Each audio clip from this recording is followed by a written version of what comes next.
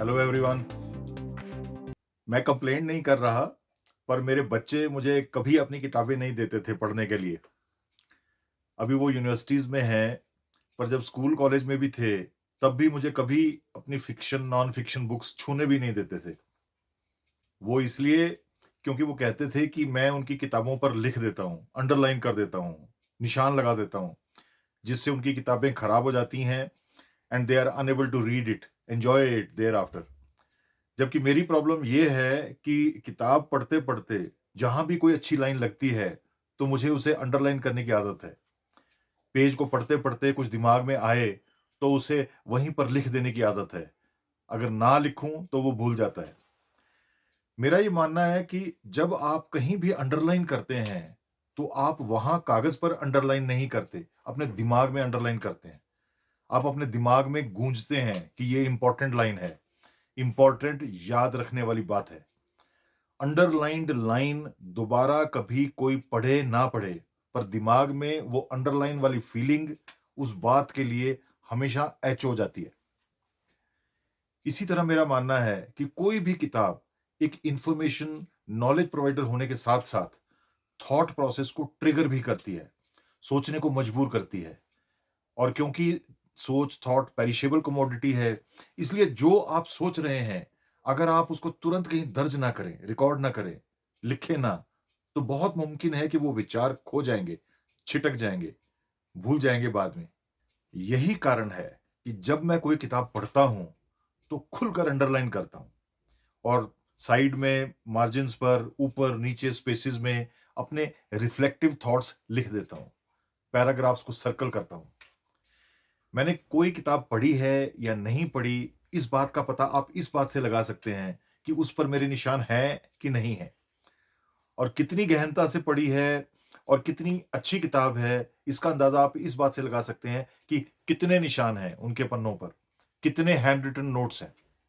खैर, ये सभी रीज़न्स हैं कि क्यों मेरे बच्चे मुझे अपनी किताब मुझे उधार में नहीं देते थे, अभी भी नहीं देते। शायद सबका अपना-अपना तरीका है, अपनी साइकोलॉजी है। किताबों पर निशान लगाने का एक और फ़ायदा ये होता है कि जब कुछ दिनों, महीनों या सालों के बाद मैं वो किताब दोबारा उठाता हूँ, उस किताब को मुझे दोबारा पूरा नहीं पढ़ना पड़ता। उसके जितने भी इम्पोर्टेंट कंटेंट थे, पॉइंट्स थे, मैसेजेस थे, लाइन्स, पैराग्राफ्स थे, वो उन निशानों की बदौलत मैं बहुत जल्द रिकैपिचुलेट कर लेता हूँ, रिकॉल कर लेता हूँ। और यही नहीं, उस किताब को पढ़ते समय ओरिजिनली क्या-क्या थॉट्स मेरे मन में आए थे, वो भी तुरंत मेरे मन में आ जाते हैं, उन साइड नोट्स को पढ़कर। पिछले कुछ समय से ऐज के साथ जैसे-जैसे मेरी आईसाइट कमज़ोर हुई, तो रीडिंग ग्लासेस के बिना पढ़ना मेरे लिए मुश्किल हो गया। इवन अदरवाइज़ रीडिंग ग्लासेस के साथ भी आँखों पर स्ट्रेन पड़ने की वजह से बुक्स को पढ़ना थका देने वाली एक्सरसाइज़ लगने लगी थी। चाह कर भी नहीं ज़्यादा पढ़ पाता था। फॉर्च्यूनेटली इसका समाधान मुझे ई-बुक्स में मिला। बहुत सालों से मैं ई-बुक्स या किंडल इसलिए अवॉइड करता रहा, क्योंकि फिज़िकल किताब हाथ में लेकर पढ़ने जैसी फीलिंग उसमें नहीं आती थी। आर्टिफ़िशियल सा लगता था। आफ्टर ऑल किताब पढ़ना एक इमोशनल एक्सपीरियंस है। आपने बचपन में, स्कूल में शायद एक शरारत की हो, इनफैक्ट एक एक्सपेरिमेंट होता था। आपको याद होगा एक कार्बन पेपर होता था, शायद आज भी आपको स्टेशनरी की दुकान पर मिल जाए। 2 ब्लैंक पेपर्स के बीच में जब उसे रखकर कार्बन पेपर को हम ऊपर वाले कागज़ पर जो लिखते थे या टाइप करते थे, वो नीचे वाले कागज़ पर छप जाता था। कॉपी करने के लिए वो कार्बन पेपर यूज़ होता था। बचपन में हमें जब भी कहीं यूज़ कार्बन पेपर मिलता था, हम अक्सर उस पर एक हैंड लेंस लेकर सूरज की रोशनी को एक स्पॉट पर फ़ोकस करते थे और कुछ ही सेकंड में गर्म होकर वो स्पॉट उस कार्बन पेपर पर वहाँ से जलने लगता था। हमें इस एक्सपेरिमेंट में, शरारत में बहुत खुशी होती थी। मेरा ऐसा मानना है हमेशा से कि बुक रीडिंग भी उस लेंस की तरह है, जो हमारे थॉट्स को फ़ोकस करती है, जिससे असर की आग लगती है, थॉट्स का धुआँ उठता है हमारे माइंड के कार्बन पेपर से।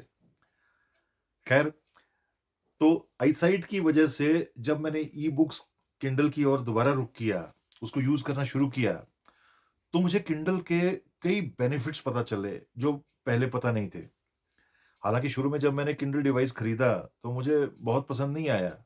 Due to some reasons. तो मैंने इसका अल्टरनेट अपनाया, अपने आईपैड पर किंडल एप्लीकेशन डाउनलोड की और वहीं पर ई बुक्स पढ़नी शुरू कर दी। I was amazed to find कि दुनिया की लगभग हर किताब अमेजन किंडल पर अवेलेबल थी। एनीवेज, आईसाइट की वजह से मुझे जो प्रॉब्लम आई थी कि मैं छोटे फॉन्ट नहीं पढ़ पाता था प्रिंटेड बुक्स में, वो प्रॉब्लम किंडल ऐप में एकदम से सॉल्व हो गई। क्योंकि किंडल में एक ऑप्शन होती है कि हम फॉन्ट साइज को बड़ा या छोटा कर सकते हैं।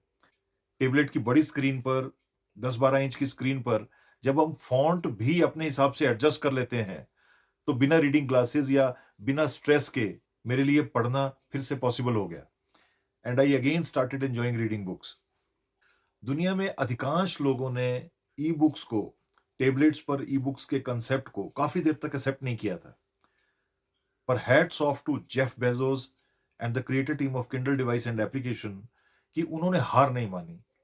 उन्होंने रियलाइज किया कि reading is one of the most emotional and strong habits of humans, और जाना, समझा कि क्यों लोग किंडल बुक्स पढ़ने में सहज नहीं होते। उन्होंने हार नहीं मानी और धीरे धीरे ई बुक्स के, किंडल ऐप के एडवांटेजेस को बढ़ाना शुरू किया, प्रोग्रामिंग से, डिजाइनिंग से। Experience of reading e books को कागज की किताब के रीडिंग एक्सपीरियंस के नजदीक लाने की स्टेप बाय स्टेप कोशिश की उन्होंने, और आज की डेट में बहुत हद तक कामयाब हुए हैं। ई बुक्स पढ़ने वाले लोगों की संख्या कई साल पहले की संख्या से आज कई गुना ज्यादा बढ़ चुकी है। शायद ये समझना थोड़ा मुश्किल होगा उन लोगों के लिए जिन्होंने अभी तक किंडल ऐप और उसके हिडन फीचर्स को प्रैक्टिकली एक्सपीरियंस नहीं किया। उनकी इमेजिनेशन में शायद आज भी ई बुक्स या किंडल एक नॉर्मल मोबाइल या टेबलेट स्क्रीन जैसा एक्सपीरियंस होगा, जबकि ऐसा हरगिज नहीं है। फॉन्ट साइज इंक्रीज करने के अलावा और छोटी किताब को भी बड़ी स्क्रीन पर पढ़ने की ऑप्शन के अलावा जो और बेनिफिट्स मुझे मिले किंडल ऐप पर ई बुक्स पढ़ने के, वो ये कि मैं मेरे एक छोटे से हल्के आईपैड में अपनी लगभग 500-600 किताबें, यानी अपनी लगभग पूरी लाइब्रेरी हमेशा साथ लेकर चलता हूँ, जहाँ भी जाता हूँ। जबकि अदरवाइज़ 1 या 2 से ज़्यादा फिज़िकल बुक्स कौन उठा पाता है साथ, पहली बात। और दूसरी बात कि किंडल में very smartly an option was provided for inbuilt dictionary and thesaurus, जिससे किंडल पर किसी भी शब्द का अर्थ हम तुरंत ढूँढ सकते हैं, उसी पेज पर रहते। बस उस शब्द पर उँगली रखने की ज़रूरत होती है। और तो और आप इंटरनेट पर उसे क्रॉस रेफ़रेंस सर्च भी कर सकते हैं, उसी समय। क्योंकि after all Kindle device, Kindle app वाला टैब इंटरनेट की पावर भी रखता है, जबकि किताब में ये पावर नहीं होती, ऑप्शन नहीं होती। एक और कमाल की ऑप्शन किंडल ऐप में है, वो ये कि जब आप पेज टर्न करते हैं, तो फिज़िकल कागज़ वाली किताब के पन्ने को पलटने जैसी एनिमेशन का ऑप्शन है, जिससे जब आप किंडल पर किताब का पेज उँगली से पलटते हैं, तो आपको वैसी ही फीलिंग आती है, वैसा ही दिखता है, पेज पलटता हुआ, जैसा कि तब जब आप फिज़िकल किताब के पन्ने को पलटते हैं। How interesting! ये वाली पर्टिकुलर ऑप्शन, एनिमेशन, किंडल पर ट्रेडिशनल बुक जैसा रीडिंग एक्सपीरियंस पाने का सबसे बड़ा साइकोलॉजिकल ट्रिक या हैक था। जैसा कि मैंने पहले कहा कि मुझे किताबों पर लाइनों को हाइलाइट करने, अंडरलाइन करने और साइड नोट्स लिखने की आदत है। मैं बहुत खुश हुआ जब मुझे पता लगा कि किंडल में आप लाइन्स को हाइलाइट कर सकते हैं, और वो भी सिर्फ उँगली के टच से, ड्रैग करके, और एक नहीं, मल्टीपल कलर्स के हाइलाइटर्स से। नॉट ओनली दैट, नोट्स भी लिखने की ऑप्शंस होती है, जिसको आप वहीं पर हाइड कर सकते हैं, बाद में कभी भी पढ़ने के लिए। और तो और एप्पल पेंसिल के साथ तो आप टाइपिंग के बजाय नोट्स को अपनी हैंडराइटिंग में स्क्रिबल भी कर सकते हैं। एक और तबाही का फीचर जो पर्टिकुलरली आईपैड में या एप्पल इकोसिस्टम में अवेलेबल है, वो ये कि आप किताब के टेक्स्ट को पढ़ने की बजाय सुन भी सकते हैं। टेक्स्ट टू स्पीच या स्क्रीन रीडिंग या रीड अलाउड वाली ऑप्शन से। और मजे की बात यह है कि आप उसके पढ़ने की स्पीड और किस वॉइस में वो पढ़े, वो टेबलेट, वो भी आप एडजस्ट कर सकते हैं, सिलेक्ट कर सकते हैं। और तो और बीच में पॉज़ कर सकते हैं। जिस-जिस लाइन या पैराग्राफ को आप आँखों से देख रहे होते हैं, वो साथ-साथ हाइलाइट या अंडरलाइन भी होती रहती है। एज़ इफ ये एडवांटेजेस सफिशिएंट नहीं थी, एक और ज़बरदस्त बेनिफिट मेरे सामने आया कि किंडल ई-बुक्स को मैंने पेपर बुक्स से बहुत सस्ता पाया। मैंने अक्सर देखा कि अक्सर ई-बुक्स नॉर्मल बुक से हेवी डिस्काउंट्स पर मिल जाती हैं, क्योंकि इसमें फिजिकल डिस्ट्रीब्यूशन नहीं होता, पेपर और बाइंडिंग की कॉस्ट नहीं होती। कई बार तो ये फ्री भी मिल जाती हैं प्रमोशंस में। मैंने जब अपनी सारी फिजिकल लाइब्रेरी को जब ई-बुक्स में, किंडल में शिफ्ट करने के बारे में जब पहली बार सोचा, तो पहले तो मेरी हिम्मत नहीं पड़ी, because of the cost factor involved. पर धीरे-धीरे जैसे-जैसे मुझे हेवी डिस्काउंटेड रेट्स पर वो सारी किताबें मिलती गईं, मैं डिजिटल लाइब्रेरी में शिफ्ट कर गया, at a fraction of cost. मैंने अपनी वो सारी लाइब्रेरी छोटे से आईपैड पर ट्रांसफ़र कर दी, जिसको मैं कहीं पर भी साथ ले जाता हूँ। इनफैक्ट अगर मैं टैबलेट या आईपैड साथ ना भी लेकर जाऊँ, तो भी मेरी लाइब्रेरी मेरे साथ होती है, because it is in the cloud. वो ऐप के सर्वर में है। मैं कहीं पर भी, किसी भी कंप्यूटर या टैब या डिवाइस पर ऐप में पासवर्ड डालकर अपनी लाइब्रेरी एक्सेस कर सकता हूँ, अपनी किताबें पढ़ सकता हूँ। मेरी सभी किताबें हमेशा मेरे साथ रहती हैं। चलते-चलते 2-3 और एडवांटेजेस बता दूँ आपको ई-बुक्स और किंडल बुक्स के। खरीदने के अलावा बहुत सी किताबें जो पब्लिक डोमेन में हैं, अवेलेबल हैं, उन्हें आप फ्री ऑफ कॉस्ट डाउनलोड करके पढ़ सकते हैं। नॉट ओनली दैट, आप दुनिया की लगभग हर किताब का फ्री सैंपल डाउनलोड कर सकते हैं, जिसमें कम से कम 1 चैप्टर तो जनरली होता ही होता है। मैं अक्सर यही करता हूँ। पहले सैंपल डाउनलोड करता हूँ, उसे पढ़ता हूँ, अगर अच्छा लगे तो उसके बाद पूरी किताब खरीद लेता हूँ। मैंने ऐसे न जाने कितनी किताबें पढ़ी हैं, जो मैंने बाद में नहीं खरीदी किसी कारणवश, पर उनके एक-एक चैप्टर ज़रूर पढ़े हैं, जिससे बहुत ज्ञान बढ़ा, फ्री में।